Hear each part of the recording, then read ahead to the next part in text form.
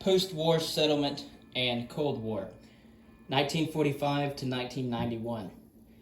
In 1946, Britain's wartime Prime Minister, Winston Churchill, visited Fulton, Missouri in March to receive an honorary degree from Westminster College. In a long acceptance speech, he described the rising threat posed by the Soviet Union to a Europe struggling to recover from World War II.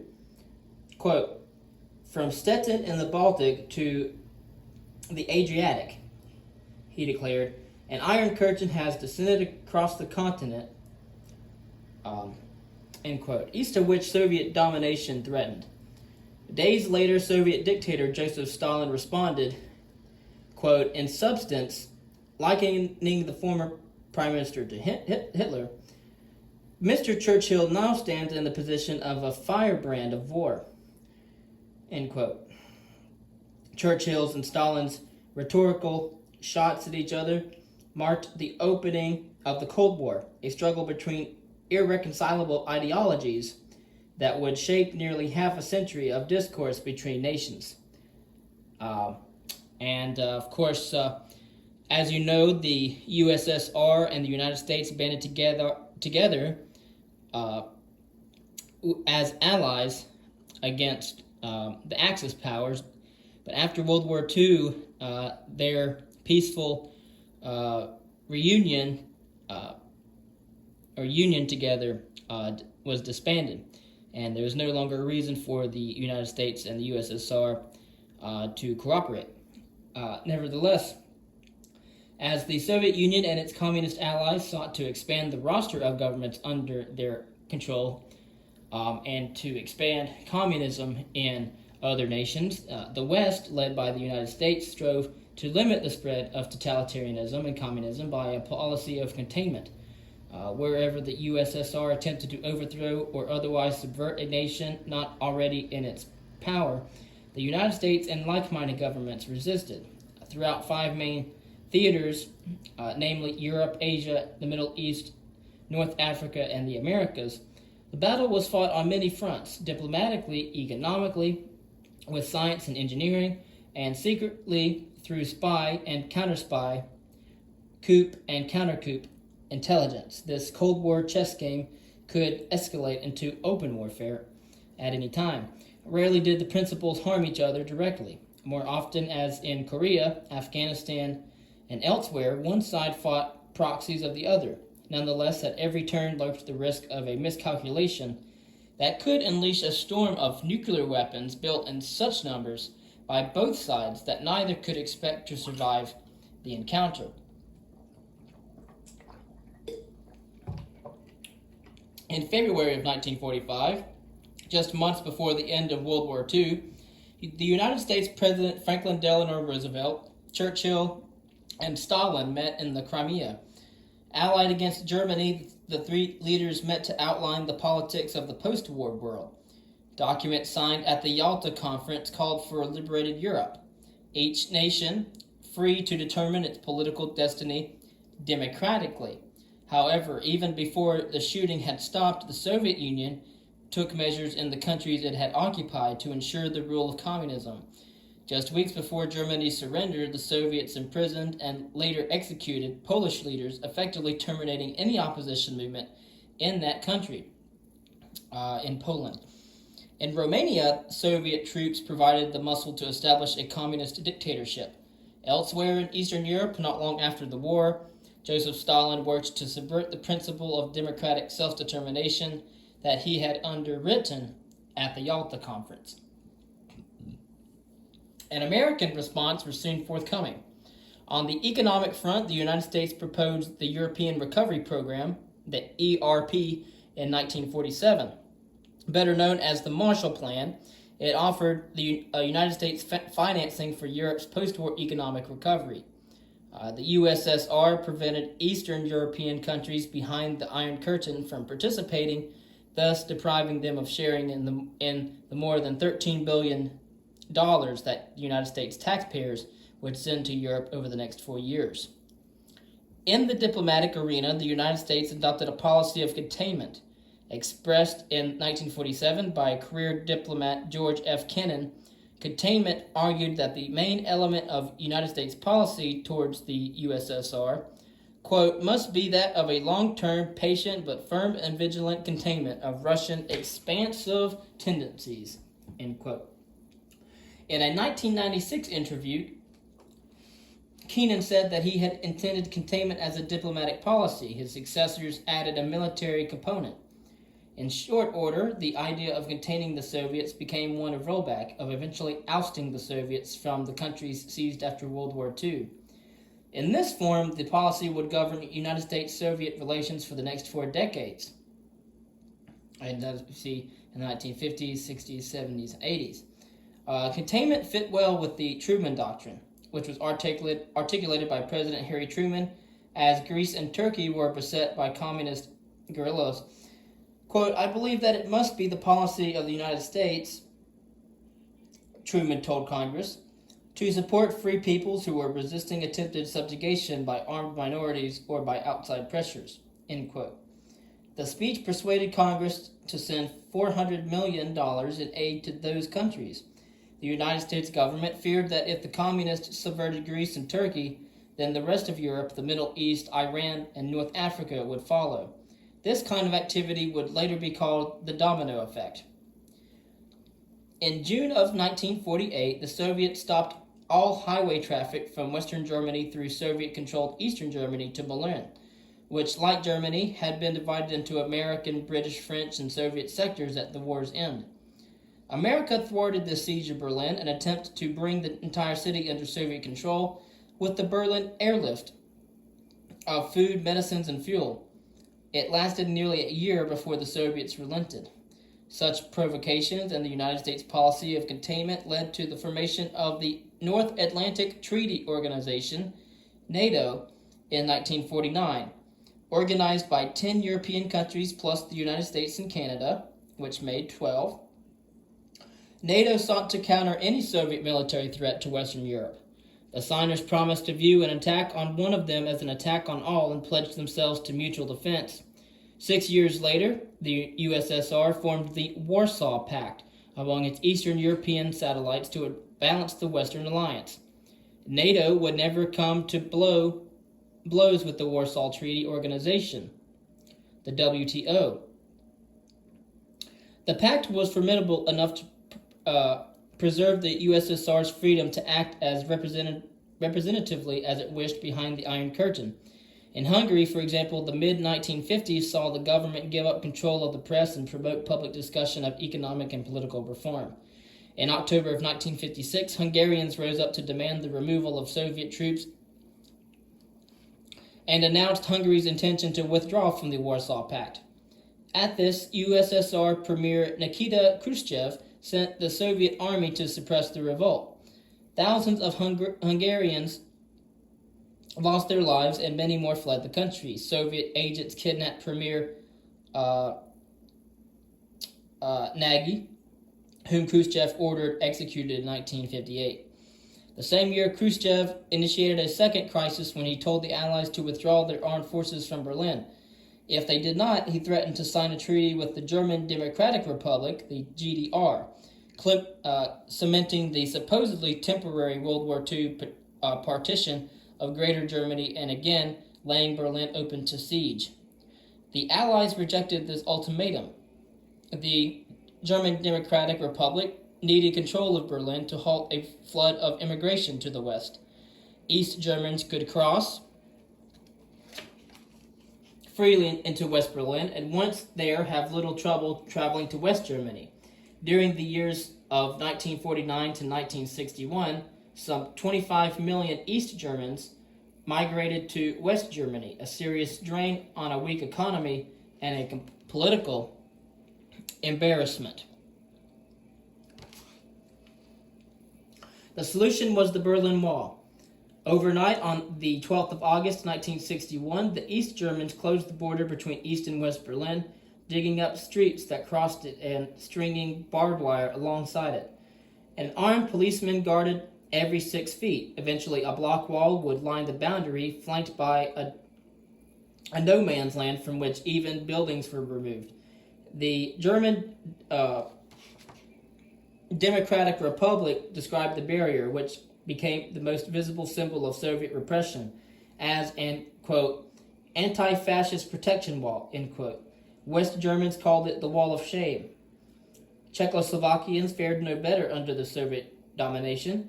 In January of 1968, the Czech Communist Party elected former Alexander Dubček, to lead it. With the party's blessing, Dubček began working toward what he called, quote, socialism with a human face, end quote. He proclaimed freedom of the press and granted freedom to travel abroad. He even proposed a plan for redressing past government wrongdoing. Prague Spring, as Dubček's reforms were called, ended on August 20th when Brezhnev, Khrushchev's successor in Moscow, sent Warsaw Pact tanks into Czechoslovakia. Dubček ordered Czech armed forces not to resist, so there was little bloodshed. Czechoslovakia came under the heel of one of the most repressive communist regimes east of the Iron Curtain. Before going on in Asia, I do want to speak about the Arab-Israeli conflicts. During World War I, Great Britain, hoping to enlist Jews around the world in the battle against Germany, sided with Jewish Zionists for the first time. In the Balfour Declaration, Britain proposed the establishment of a homeland for Jews in Palestine, provided that the rights of Arabs and others living there would be protected as well. But after the war, although Britain gained control of Palestine, no homeland was forthcoming. Arab governments opposed the idea unequivocally. After World War II, Zionists, impatient at the lack of progress toward a Jewish state in Israel, began a terrorism campaign against the British. In 1947, the United Nations proposed separating Palestine into Jewish and Arab states. Arab governments rejected the plan, and on May 14, 1948, Zionist politicians declared the independent Jewish state of Israel in Palestine along the boundaries proposed by the United States. War began the next day and lasted until July 1949. Some 720,000 Palestinians became refugees, as did a similar number of Jews from neighboring Arab countries. Unwelcome in Arab countries, Palestinian refugees settled in squalid camps. The stage was set for future conflict. In 1967, Egypt and Syria, with support from the Soviet Union, massed armies on Israel's borders. The Six-Day War began with a preemptive Israeli strike against Egypt's air force. The Arabs were defeated. The Sinai Peninsula, the West Bank area of Palestine, and the Gaza Strip and the Golan Heights were Israeli. 6 years later, Egypt and Syria attacked Israel on Yom Kippur, Judaism's holiest day. Israel prevailed again, but at a great cost. Immediately after the war, Israelis began to build settlements on the West Bank and in Gaza, staking claim to the land for religious and other reasons. New settlements have sprouted there regularly. Palestinian terrorist attacks against the settlements and other Jewish targets have led to Israeli retaliation in a cycle of violence and counter-violence that has thwarted every effort to bring peace to the region.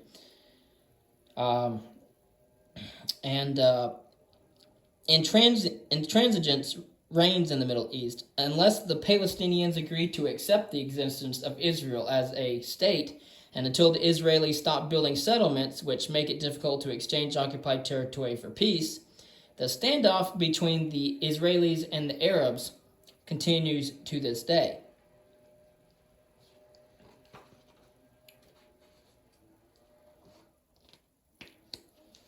On the western edge of the Pacific Ocean, there was no Asian NATO to dissuade communist regimes. Countries like Vietnam and Korea became focal points. In Vietnam, shooting started in 1946 as the French, driven off by the Japanese during World War II, returned to their former colony. An alliance of nationalists and communists called the Viet Minh, having already occupied Vietnam's capital at Hanoi, resolved to retake the rest of their country from the French. Led by Ho Chi Minh, the Viet Minh ultimately became dominated by the communists supported by the Soviet Union and China, which became a communist state in 1949. While Vietnam simmered, Korea boiled over. The Soviet Union and the United States had partitioned the peninsular nation after World War II. Soviet influence reigned north of the 38th parallel, which is 38 degrees north latitude. The United States' interests predominated south of the 38th parallel.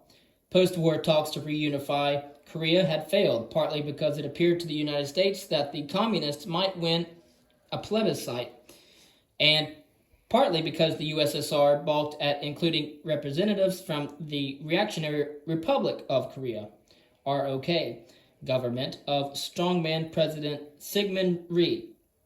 North Korea dictator Kim Il-sung wanted to take South Korea by force. But to do so, he needed the support of the Soviet Union. Stalin gave him a green light. And on June 25th, 1950, divisions of the North Korean People's Army stormed across the 38th parallel.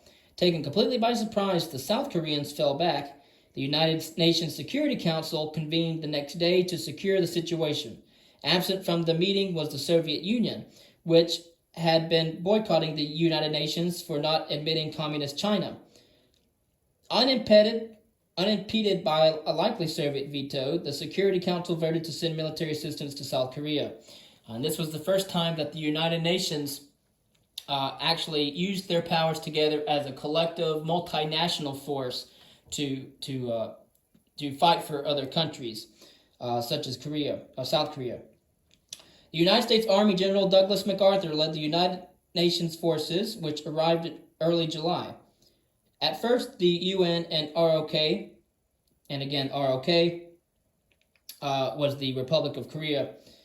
So the United Nations and ROK troops were easily pushed south by communist forces. Then, in a bold stroke, MacArthur launched an amphibious assault 150 miles behind enemy lines at Incheon, not far from Seoul.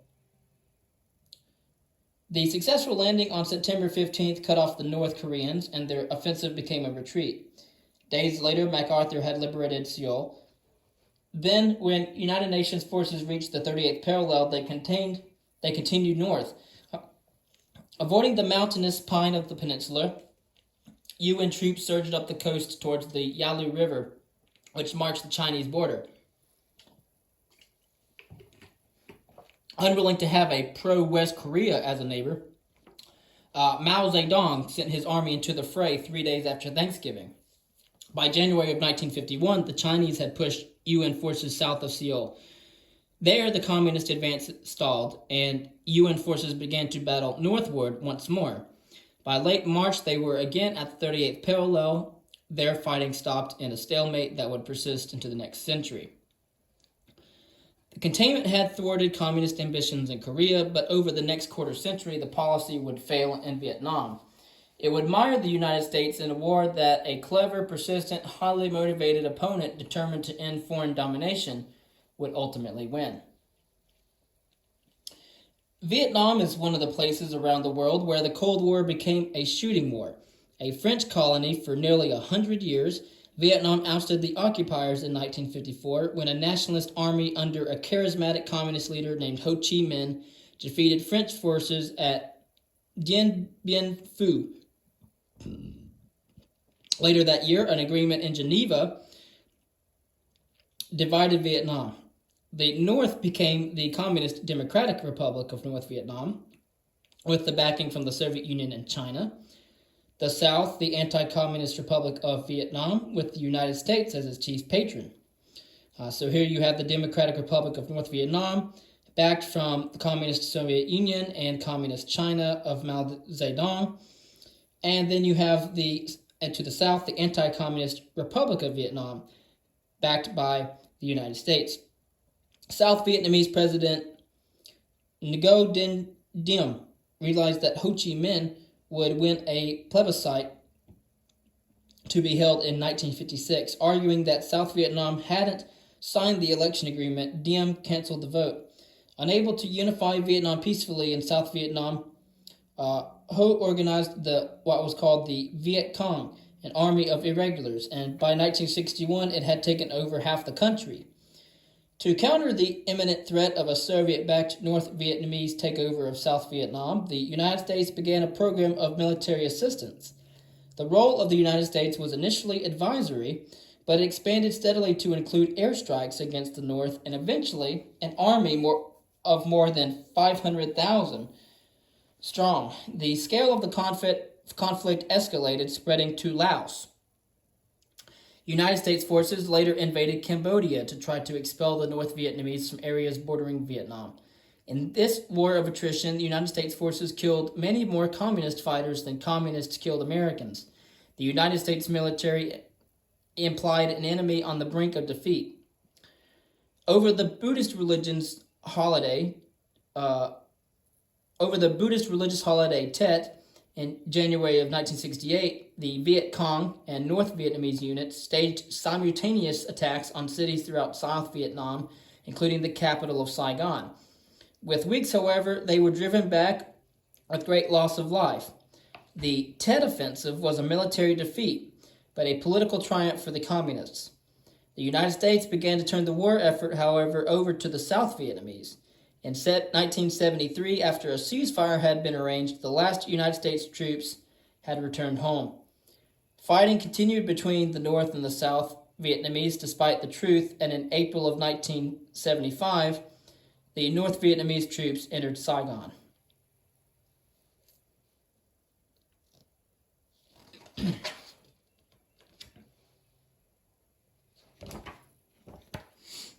The founding of Israel in 1948 became a focal point of the Cold War and the competition in the Middle East. America's unwavering support for Israel gave Arab governments little alternative in their efforts to undo Israel than to seek financial and military help from the Soviet Union. Subsequent events in the region allied several Arab nations more closely with the USSR, and not just because of Israel. Britain and France remained imperialists in these desert climes. From Algeria and North Africa, around the southern and eastern edges of the Mediterranean Sea, as far as Syria. After World War II, Egypt's president Gamal Abdel Nasser had moved ever closer to the Soviet Union, redistributing land and embarking on a plan of industrialization.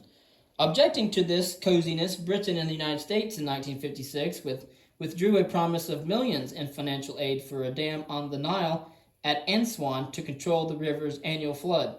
In response, Egypt's president nationalized the Suez Canal, and in doing so provoked an attack by France and Britain that had imperialistic overtones. They had claims on the canal dating back to its early years. Israel joined in the hostilities, exasperating the crisis. Although United States diplomatic intervention helped foil this bid to retake the Suez Canal, the episode pushed Egypt and the Soviet Union, which ultimately financed the Aswan Dam, closer. Besides Egypt, the USSR counted Syria, Iraq, Libya, and other countries as client states. However, their common interests lay not so much in communism as in promoting pan-Arabism, solidarity among Arab peoples, especially in destroying Israel and exercising Western influence from Muslim lands. Since the early 1800s and the Monroe Doctrine, the United States has discouraged distant powers from meddling in the Americas by force of arms or by argument.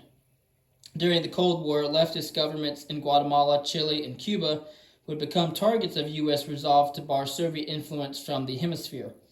In Guatemala and Chile, the United States dealt with the communist inroads in much the same way, by fomenting successful coups against their leftist leaders, even though each had been elected. While Guatemala's Jacobo Arbenz Guzman survived his overthrow in 1954, Chile's Salvador Gossens died during the coup that deposed him in 1973. Cuba's situation, however, was more complex.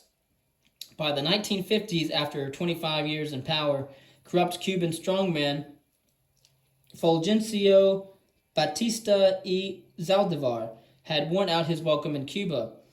So in 1959, a young Cuban exile, Fidel Castro, forced Batista to flee. In a little more than a year, Castro's communist leanings became evident as he signed a trade agreement with the USSR and began nationalizing United States advancements in Cuba. Many Cubans fled Castro's increasingly dictatorial regime for the United States. To President Dwight D. Eisenhower's administration, a communist state only 90 miles from Florida was intolerable. In response, the Central Intelligence Agency, the CIA, began to train Cuban guerrillas in Guatemala and other Central American countries with an eye to sparking a popular uprising that would overthrow Castro. Preparations continued into the administration of the next president, John F. Kennedy. Unlike Eisenhower, Kennedy refused to permit United States forces to take part in the invasion. So here we have Eisenhower wanted to invade, then Kennedy refused to permit United States forces to take part in that invasion. The result was disastrous. On April 17, 1961, some 1,500 exiles landed on the southern coast of Cuba at the Bay of Pigs. With no U.S. air support and no popular uprising forthcoming, the rebels surrendered to Castro's Soviet-supplied tanks after 3 days. The dictator was still in power, and the raid had rallied Cubans behind him. In the future, the United States would apply a wide variety of economic and political sanctions to topple Castro. 18 months after the Bay of Pigs fiasco, the full measure of Cuba's potential threat became clear. Spy plane photographs revealed the construction of missile sites in Cuba. Analysis revealed that the weapons were of a Soviet type that could land a nuclear warhead in the United States with almost no warning. Soviet Premier Nikita Khrushchev had initiated this deployment in response to the installation of United States missiles in Turkey, the USSR's neighbor. The U.S. countered with a demand that the missiles be removed and called for a naval blockade to intercept further shipments of the weapons to Cuba. For 2 weeks, the world seemed on the brink of a nuclear holocaust as President Kennedy prepared to bomb the Cuban missile sites and Khrushchev threatened to retaliate. Fortunately, the two poles of the Cold War managed to work their way out of the impasse. Khrushchev withdrew his missiles from Cuba, and Kennedy pulled the offending United States weapons from Turkey. The Cuban Missile Crisis, though frightening, was but one gambit in the high-stakes Cold War between the United States and the USSR. Each side gave billions in aid to supporters. Wherever a government was unaligned, both sides vied for its sympathies. The Soviets chased the United States in the development of nuclear weapons. The United States, for many years after 1957, played catch-up in the race for space. After the Soviets launched Sputnik I, Earth's first artificial satellite, and 4 years later rocketed the first human into space. In the economic arena, the USSR battled fiercely in its efforts to match and even surpass the West. There were times of less fractious relations between the two superpowers. Perhaps most prominent was a period of relaxed tensions detente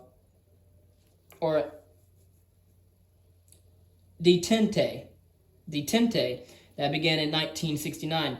Realizing that the nuclear arms race was growing too costly, President Nixon and Premier Brezhnev began negotiations to slow it. One result was the Strategic Arms Limitation Talks, also known as SALT. SALT I limited both the number of intercontinental missiles and submarine-launched missiles that each nation could possess. SALT II, signed by President Jimmy Carter and Brezhnev in June of 1979, promised to reduce the number of missiles and curb their development. Less than 6 months later, Carter asked Congress to delay ratification. Detente was dead. In the intervening years, the United States and the USSR had almost come to blows over Soviet backing of a 1973 Syrian and Egyptian attack on Israel. Through Cuban proxy forces, the USSR had supported communist takeovers in Africa's Angola and Ethiopia. In December of 1979, Soviet forces invaded Afghanistan to preserve a pro-Soviet regime there. President Ronald Reagan condemned the USSR, labeling it the evil empire. To counter Soviet machinations, he steadily increased the United States military budget. In 1983, he initiated what was called the Strategic Defense Initiative to begin work on a shield against Soviet missiles. The cost of the arms race continued to cripple the USSR, which devoted 25% of its entire economic growth to the military, compared with about 6% in the United States. In 1985, Mikhail Gorbachev came to power in the Soviet Union, determined to change things. Internally, he introduced free markets to the Soviet economy, which heretofore had been rigidly planned in Moscow. Freedom of expression flourished. Gorbachev and Reagan signed a modest arms reduction treaty. Gorbachev promised withdrawal from Afghanistan and unilateral reduction in Soviet troops and tanks. This process of restructuring or extended to the costly support of inefficient, unpopular dictatorships in Eastern Europe, where Gorbachev encouraged government reform. But it was too late. In Poland, the Solidarity trade union, repressed in the past by the Polish regime, was permitted to participate in a June 1989 election, which it won in a landslide. 2 months later, Poland had an elected government, its first in 40 years. The pace of change became dizzying. By the end of the year, Hungary, East Germany, Czechoslovakia, Romania, and Bulgaria had all extricated themselves from Soviet domination. Of course, as you know, Soviet leader Mikhail Gorbachev and United States President Ronald Reagan greeted each other in Geneva at the November 1985 summit. It was the first of 4 such conferences between the two men. And over the next 2 years, Gorbachev and President George Bush signed arms agreements that reduced the number of nuclear weapons and superpower arsenals. Moreover, West and East Germany reunited. And in November 1990, the United States, Soviet Union, and some 30 other nations signed the Charter of Paris, which proclaimed that all the signatories would nurture democracy within their borders as well as peace within Europe. The Cold War had ended. In a 1991 postscript, all the republics of the USSR, Ukraine, Armenia, Belarus, and others, gained their independence. The Cold War had been costly in lives and resources, better spent building stronger economies. But the Cold War freed millions of people from totalitarian regimes and redefined the shape of geopolitics for the 21st century. Democracy had prevailed. Early in the Cold War, the West seemed to have won the battle for Iran. Once called Persia, Iran was occupied by the Axis powers in World War II. Soviet troops took over the northern part of the country during the war, and, as in Hungary, Poland, and elsewhere, refused to leave afterward. In this instant, however, the United States persuaded the USSR to withdraw. In 1941, 25-year-old Mohammad Reza Pahlavi replaced his father as Shah of Iran. The former Shah had embarked upon a program of westernization for Iran that had already reformed schools and the courts and had limited the power of the Muslim clergy. His son continued the policy and undertook land reform in which the government brought estates of the wealthy and divided them, along with some of the Shah's own land, among tenant farmers. Although most Iranians approved of the Shah's initiatives, many did not, lamenting the submersion of Islamic culture in the tide of westernization. As opposition mounted, the Shah pressed onward using his secret police to punish dissenters. A prominent victim of this oppression was Ruhollah Khomeini, head of the clergy in Iran, whom the Shah exiled in 1964. From Paris, Khomeini labored to undermine the Shah's regime. Oppression in Iran became ever more heavy-handed, and in 1979, mounted dissent forced the Shah to flee the country. Khomeini returned in triumph to establish an Islamic State.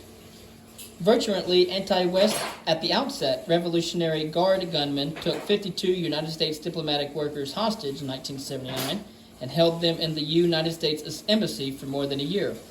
The new Iran seemed to moderate somewhat after Khomeini's death in 1989. A gloss of democracy increased the influence of less indoctrinated clerics elected to high office, but the power within Iran remains in the hands of the Islamic hierarchy. Moreover, numerous governments see the country as a sponsor of terrorism aimed at Western societies. Tension between Iran and the West threatens world stability, and it shows no sign of abating.